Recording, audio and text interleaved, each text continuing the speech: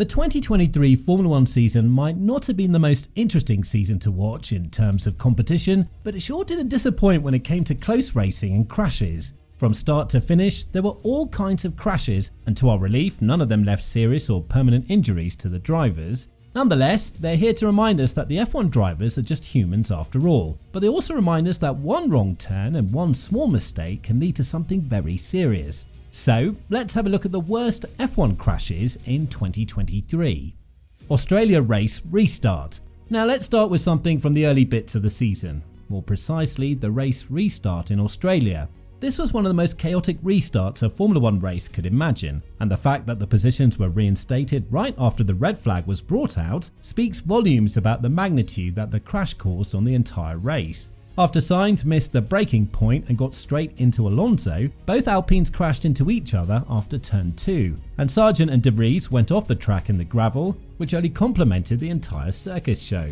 And it didn't end here. Stroll went out of the track at the exact same place Leclerc did in the opening lap at turn 4, so all in all you could say that the drivers went into savage mode.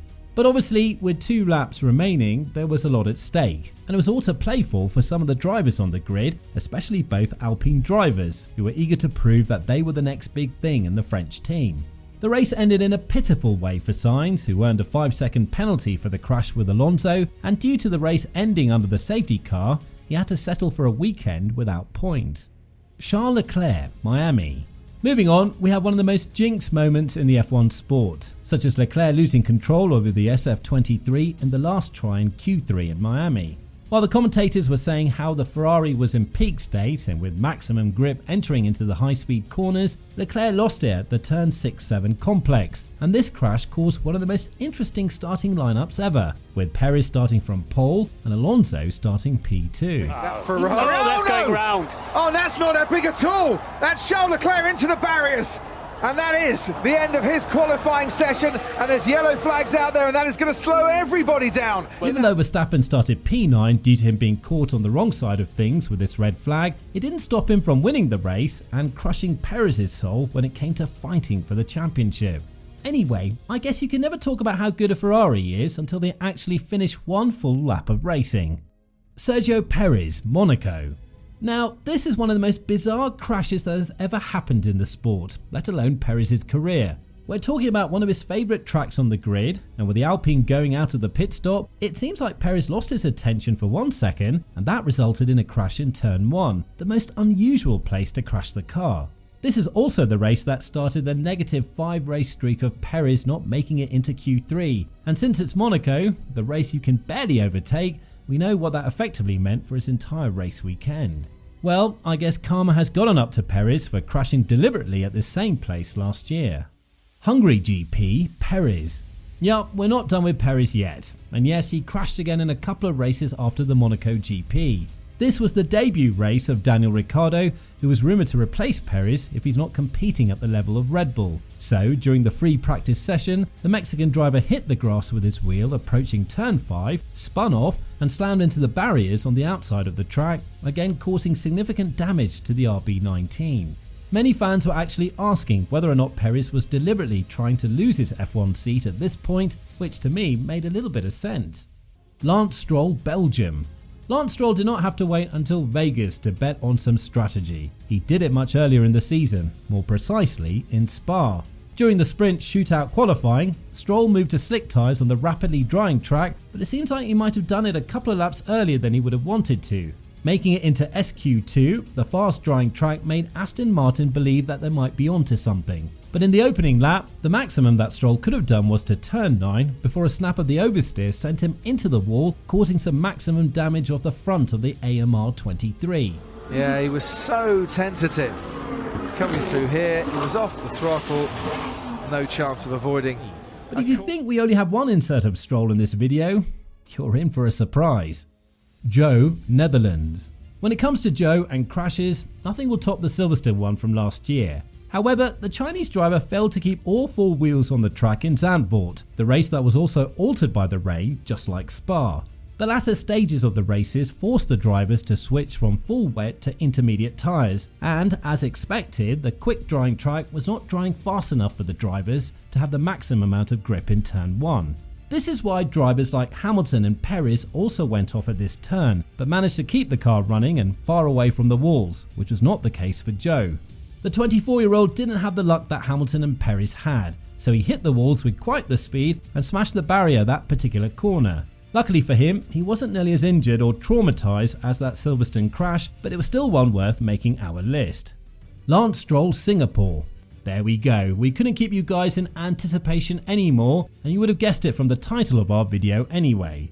Lance Stroll's qualifying session in Singapore went horribly wrong, to the point of his mother actively trying to get him out of the sport for the greater good of his well-being.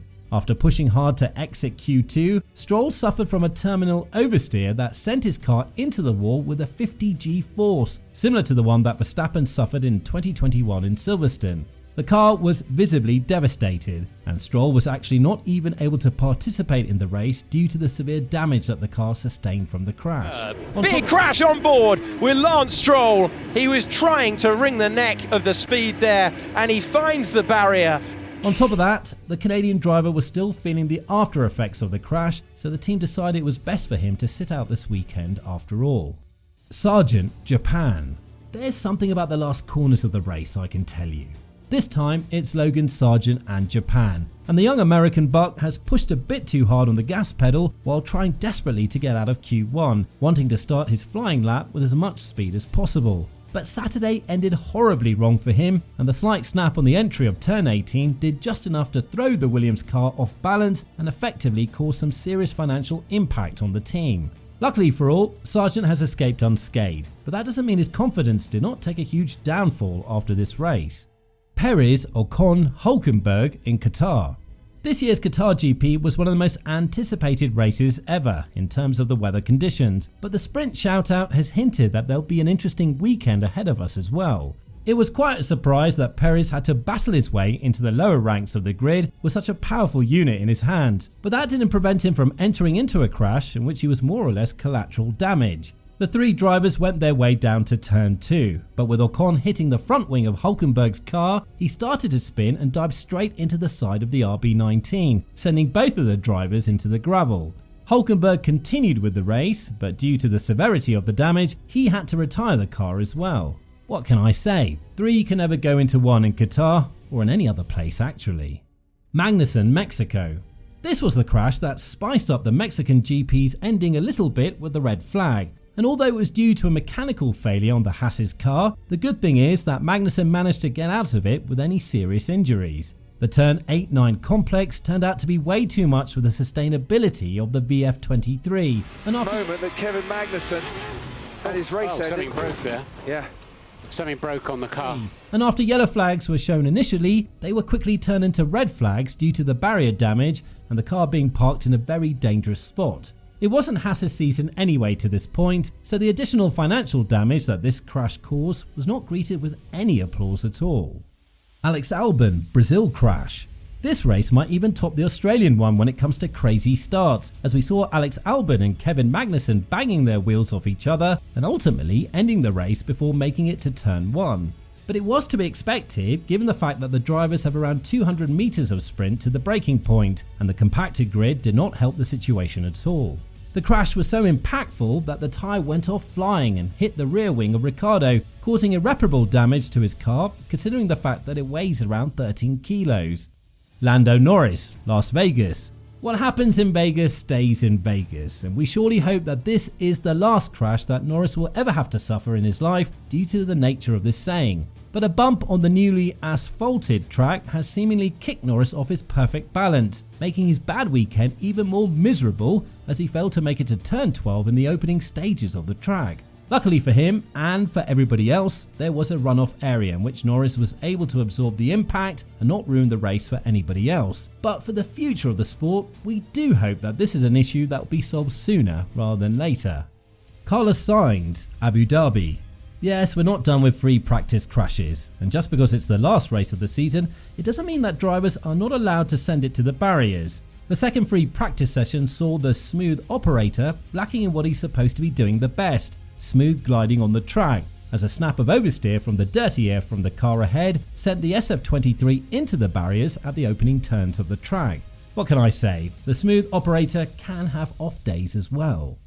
Ocon and Alonso, Brazil. What's a better way to end our video than to put the crash between two very good friends and former teammates in Alpine? You would have probably guessed it. I'm joking, these two guys hate each other, and they made sure to remind us again in their radio messages after Ocon went totally wide in the Turn 2-3 complex in Brazil, trying not to hit Alonso.